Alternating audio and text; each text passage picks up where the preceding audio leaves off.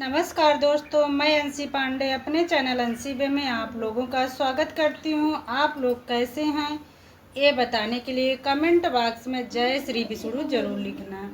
आज हम इस वीडियो में आपको पूर्णमासी व्रत कथा का श्रवण कराएंगे, तो प्लीज़ यदि मेरा वीडियो आपको पसंद लगे तो चैनल को लाइक और सब्सक्राइब पक्का कर देना, क्योंकि एक छोटी लाइक एक छोटा सब्सक्राइब से मुझे बहुत बड़ी हिम्मत और प्रेरणा मिलती है।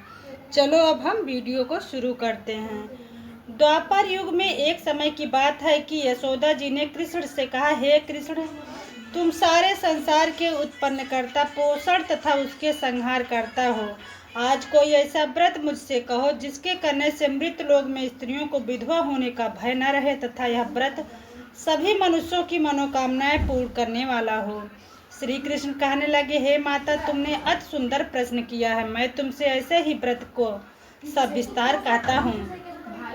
सौभाग्य की प्राप्ति के लिए स्त्रियों को 32 अर्थात 32 पूर्णमासी का व्रत करना चाहिए। इस व्रत के करने से स्त्रियों को सौभाग्य संपत्ति मिलती है। यह व्रत अचल सौभाग्य को देने वाला एवं भगवान शंकर के प्रति मनुष्य मात्र की भक्ति को बढ़ाने वाला है।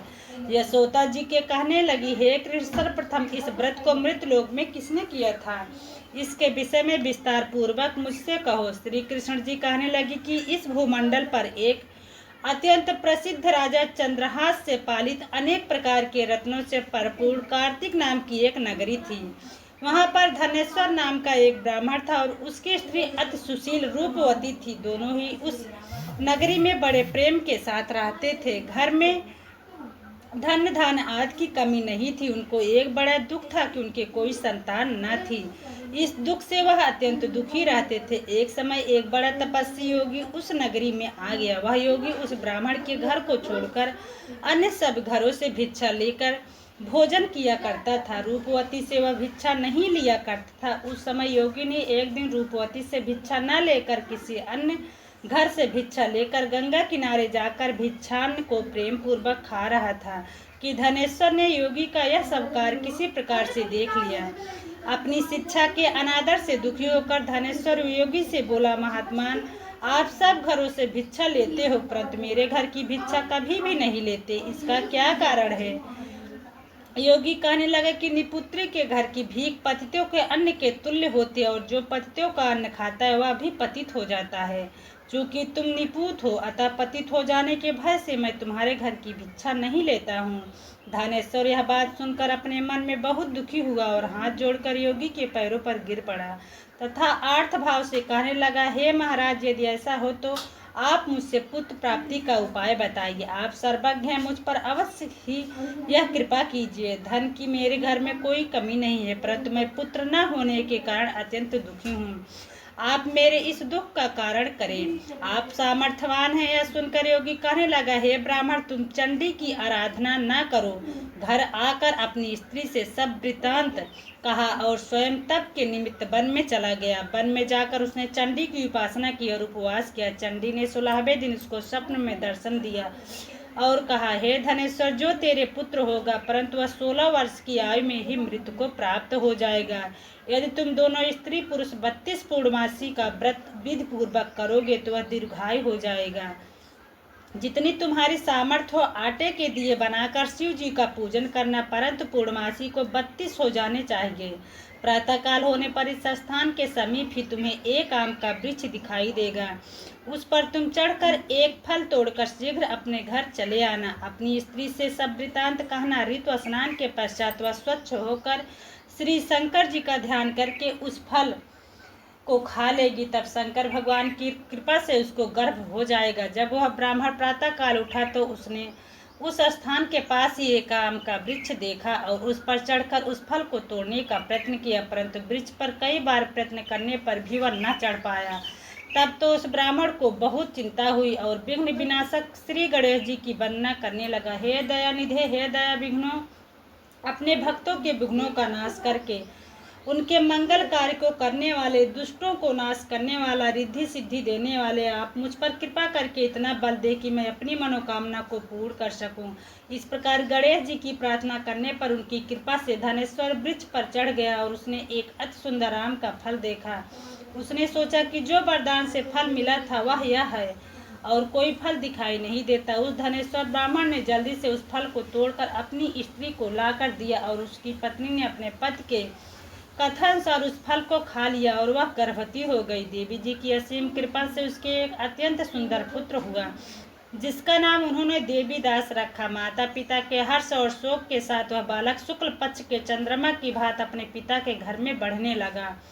भवानी की कृपा से वह बालक बहुत ही सुंदर, सुशील और विद्या पढ़ने में बहुत निपुण हो गया। दुर्गा जी की आज्ञा अनुसार उसकी माता ने 32 पूर्णमासी का व्रत करना प्रारंभ कर दिया जिससे उसका पुत्र बड़ी आयु वाला दीर्घायु हो गया। 16वां वर्ष लगते ही देवीदास के माता पिता को बड़ी चिंता हो गई कि कहीं उनके पुत्र की इस वर्ष मृत्यु न हो जाए। इसलिए उन्होंने अपने मन में विचार किया कि यदि दुर्घटना उनके सामने हो गई तो इसे कैसे सहन कर सकेंगे। अस्तु इन्होंने देवीदास के मामा को बुलाया और कहा कि हमारी इच्छा है कि देवीदास 1 वर्ष तक काशी में जाकर विद्या अध्ययन करे और उसको अकेला भी नहीं छोड़ना चाहते, इसलिए साथ में तुम चले जाओ और 1 वर्ष के पश्चात इसको वापस लौटा लाना। सब प्रबंध करके उसके माता पिता ने काशी जाने के लिए देवीदास को एक घोड़े पर बैठाकर उसके मामा को उसके साथ कर दिया, किंतु यह बात उसके मामा या किसी और से नहीं कही। धनेश्वर ने सपत्नी अपने पुत्र की मंगल कामना तथा दीर्घायु के लिए भगवती दुर्गा की आराधना और पूर्णमासी का व्रत प्रारंभ करना कर दिया। इस प्रकार बराबर 32 पूर्णमासी का व्रत पूरा किया। कुछ समय पश्चात एक दिन वह दोनों मामा और भांजे मार्ग में रात्रि बिताने के लिए किसी ग्राम में ठहरे हुए थे। उस दिन उस गांव में एक ब्राह्मण की अत्यंत सुंदर, सुशील, विदुषी और गुणवती कन्या का विवाह होने वाला था। जिस धर्मशाला के अंदर वर और उसका बाराती ठहरा हुआ था उसी धर्मशाला में देवीदास और उनके मामा भी ठहरे हुए थे। संयोगवश कन्या को तेल आज चढ़ाकर मंडप आदि कृत किया गया। लग्न के समय वर को धनुर्द्वार हो गया। अष्टबर के पिता ने अपने कुटुंबियों से परामर्श करके निश्चय किया कि वह देवीदास मेरे जैसा पुत्र ही सुंदर है, मैं उसके साथ ही लग्न कर दूं और बाद में विवाह के अन्य कार्य मेरे लड़के के साथ हो जाएगा। ऐसे सोचकर वह देवीदास के मामा से जाकर बोला कि तुम बड़ी थोड़ी देर के लिए अपने भांजे को हमें दे दो जिससे विवाह व लग्न का सब कृत सुचारू रूप से हो सके। तब उसका मामा कहने लगा कि जो कुछ भी मधुपार्क आज कन्यादान के समय वर को मिले वह सब हमें दे दिया जाए तो मेरा भांजा इस बारात को दूल्हा बन जाएगा। यह वर के पिता के स्वीकार कर लेने पर उसने अपने भांजा वर को भेज दिया और उसके साथ साथ सब विवाह का रात में विधि पूर्वक संपन्न हो गया।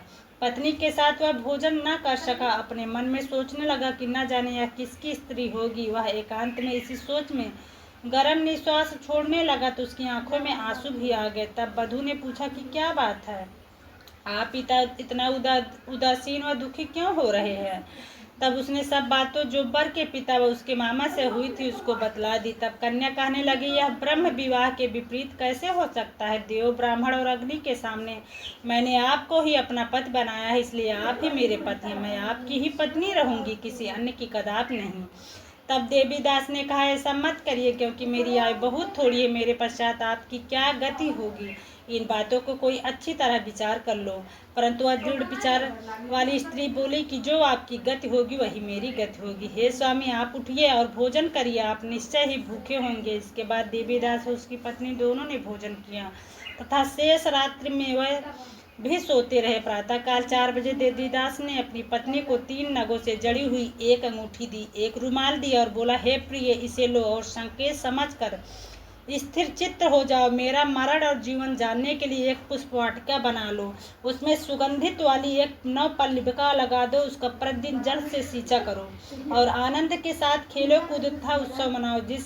जिस दिन मेरा प्राणांत होगा ये फूल सूख जाएंगे और जब ये फिर हरे हो जाए तो जान लेना कि मैं जीवित हूँ। यह बात निश्चय करके समझ लेना, इसमें कोई संशय नहीं है। समझाकर वह चला गया। प्रातःकाल होते ही वहाँ पर बाजे गाजे बजने लगे। जिस समय विवाह के कार्य समाप्त करने के लिए वर तथा सब बाराती मंडप में आए तो कन्या ने वर को वाली प्रकार से देखकर अपने पिता से कहा कि यह मेरा पति नहीं है, मेरा पति वही है जिसके साथ रात में मेरा पाणी ग्रहण हुआ था, उसके साथ मेरा विवाह नहीं हुआ, यदि वह वही है तो बताए कि मैंने इसको क्या दिया। मधुपर्क और कन्यादान के समय जो मैंने भूषणार्थ दिए थे उन्हें दिखाया तथा रात में मैंने क्या गुप्त बातें की थी वह सब सुनाए। पिता ने उसके कथानुसार वर को बुलवाया। कन्या की यह बातें सुनकर वह कहने लगा कि मैं कुछ नहीं जानता। इसके पश्चात लज्जित होकर अपने समूह लेकर चला गया और सारी बारात भी अपमानित होकर वहां से लौट गई। भगवान श्री कृष्ण बोले, हे माता, इस प्रकार देवीदास काशी विद्याध्ययन के लिए चला गया।